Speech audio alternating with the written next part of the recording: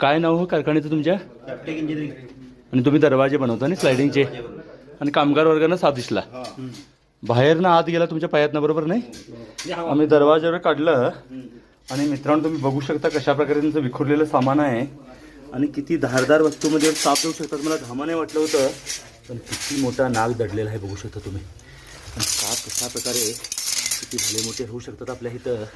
कामाचं ठिकाण लक्षात घ्या, हे कटिंगवर इथे ह्या ठिकाणी केलं जातं आहे आणि साप पण आपल्याला घाबरतात आणि कशा ठिकाणी जाऊन बसतात, त्यांना धारदार वस्तू करून त्रास पण होऊ शकतो आहे.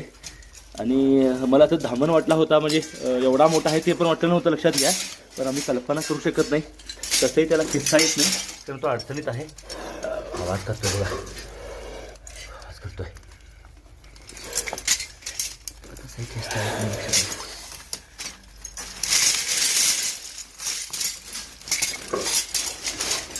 धारदार वस्तू आहे. किती मोठे नाग आपल्या बेळगाव परिसरात.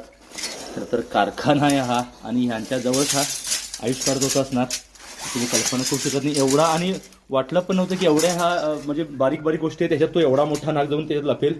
तुम्ही कल्पना करू शकता, घाबरला कसं तो, बिथरला. तुम्ही घाबरता पण साप किती घाबरता, त्यांच्या पायाखाली बसून राहिला असता कदाचित त्यांनी बघितले नसते तर. आणि बाहेरून साप हा म्हणजे कधी कधी 4 कारणामुळे साप येतोय, खायला राहायला वातावरणातील फरक आणि चुकून पण येतात, त्यापैकी हा म्हणावा लागेल.